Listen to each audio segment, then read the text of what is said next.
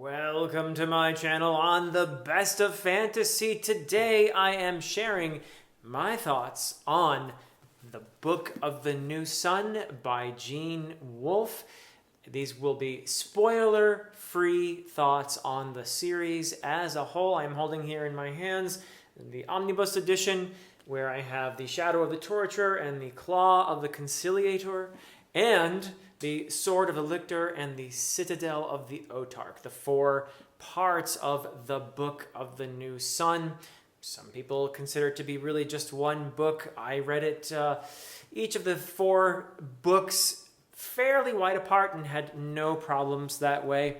Probably enjoyed it a little bit more, frankly, having spaced them apart a little bit.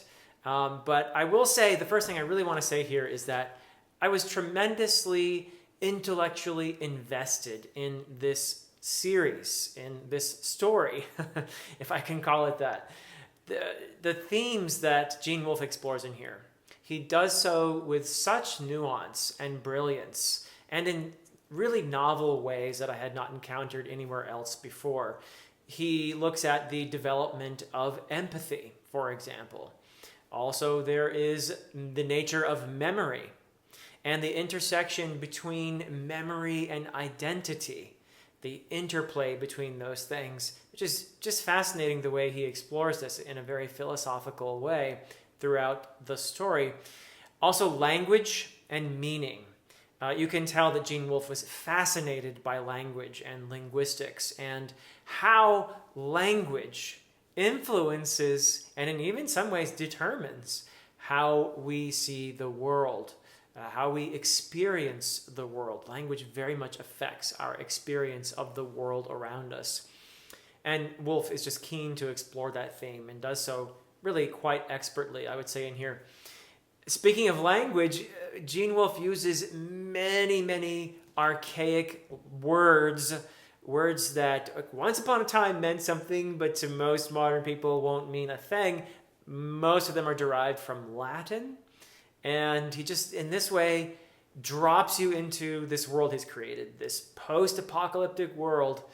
And the same way, I guess, many of us were taught to swim, which is to say we were thrown in the water and told, don't sink. So that's kind of how I felt when I started Shadow of the Torturer. I was like, what is this? And I never quite recovered from that feeling. I felt like I was doggy paddling a lot of the time, so to speak. So yeah, there's just a ton in here to stimulate the intellect, in addition to everything I've mentioned, all those themes and the way he drops in all those archaic Latinism. By the way, if you are wanting to do some extra homework while reading the series, there is a book you can get of all the Latin words and terms that will explain them. So if you want to feel a little bit less lost, you can do that. I personally did not use that resource. There's also, I think, sort of a guide to the Book of the New Sun that you can get. I did not use that either. I just went in blind, more or less, and wanted to experience, at least for the first time reading it, the books that way. So that's what I did. But just so you're aware, those resources are out there if you really want to be prepared. So yeah, and in addition to those themes, Gene Wolfe includes all kinds of allusions and references. I was very happy when the Norse mythology ones came along because those were easy for me to catch. But he also was a devout Catholic, and there are tons of references there. Plenty of digging to do. And also the four books are very self-referential. So much so that I think one could reread this series several times and still find new things, new ways in which Gene Wolfe foreshadows, references things, allusions to things. It's just packed with all that sort of thing. So if you're the type of reader who enjoys that kind of intellectual journey, then you're going to really enjoy the Book of the New Sun. Now, the one thing that most people probably know about the Book of the New Sun is that it has an unreliable narrator, Severian. Now, I want to say that this is actually not just a gimmick. This is pretty brilliantly woven into the themes that I was just describing. Severian's unreliability is very much a device that Wolfe uses to explore those themes of identity and memory and language and meaning and empathy. So it's really actually a very important part of the read, and it is something that adds to, I think, the journey as well, as you discover certain things about Severian along the way, some of which he tells you and you have to put two and two together, but others that he is just in the process of discovering as well.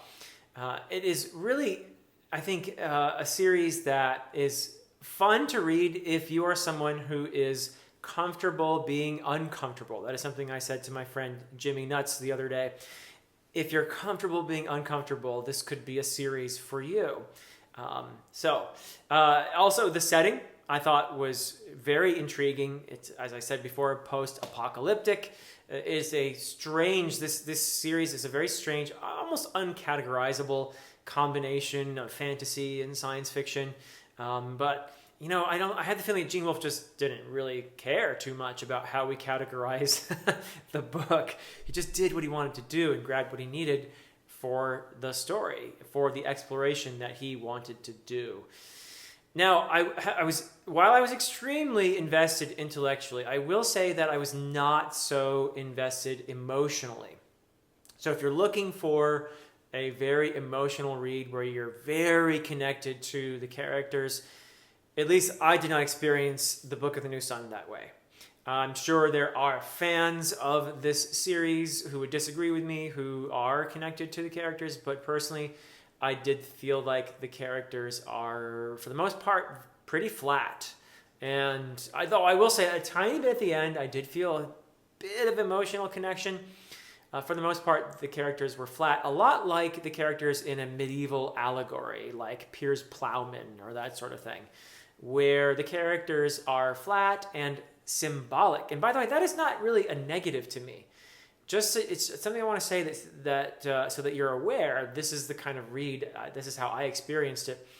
The characters are flat. That is not a criticism. That's not a bad thing. Gene Wolfe knew very well what he was doing when he wrote this book. He is a magnificent writer in so many ways.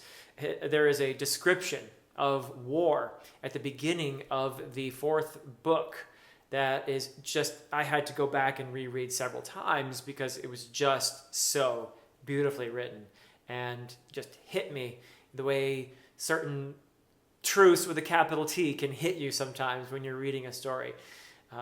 Gene Wolfe is that kind of a writer. He's a very skilled writer with beautiful prose at times, but not prose that calls attention to itself. So that is a huge plus as well. But I don't think he really was too concerned about creating deep emotional connection with the characters. I think he was more interested, probably in this series, in exploring the themes that I just talked about earlier. And the characters are a vehicle for exploring those themes. They wander into and out of the story, almost feels very random at times, almost like they're props being wheeled around. And that is just how you experience the plot as well. It is not a conventional plot whatsoever. Once again, the plot, like the characters, serves the many symbolic elements in the story and also the thematic exploration. And they do so very effectively. That is what Gene Wolfe's intention was, I believe. And I think that's often for many genre fiction readers, fantasy readers, they're looking for an emotional experience. They're looking for a more plot-driven read. And that's not what this is. This is, at least to me, a much more thematically driven read that is intellectually stimulating, not so much emotionally stimulating. Although, once again, I'm sure there are some fans of the series who might disagree with me on that. And part of that may be just because this was my very first time reading the Book of the New Sun, and I was confused for much of the time. And I think that's probably a fairly normal experience when you're reading Book of the New Sun. I did feel progressively a little less lost, but I never got to a point where I was able to just predict what was going to happen. And that was actually pretty cool. Like, Gene Wolfe was continuously surprising me with things that were happening out of just left field sometimes. But interestingly, many of these random events do start to make sense in retrospect. And I have a feeling that this is the sort of series, that once again, that you're going to get a ton out of on a reread, because a lot of things you're going to miss that first time. But because it's so self-referential, because it has so many allusions to so many outside things, and because you do feel very confused, I think most readers are going to experience it that way at least. It's something that when you go back, and you're going to see more things fall into place. You're going to see that foreshadowing, and it's going to be probably a richer experience, although there was plenty for me to enjoy this time around. So I guess I've kind of given away the fact that I am quite willing to reread this series someday, and I suspect I'm going to be driven to reread it because I want to figure out more, which is a great thing. I also am pretty sure that at some point I will read the sequel. I think it's called Earth of the New Sun, and I most certainly will be reading more books by Gene Wolfe. So those are my spoiler-free thoughts. I will be in a spoiler-filled discussion, I believe. I have been doing spoiler discussions of each of the books. The first 3 are out, and I've been doing those discussions with 2 buddies, Paul Williams and Matt from Matt on Books.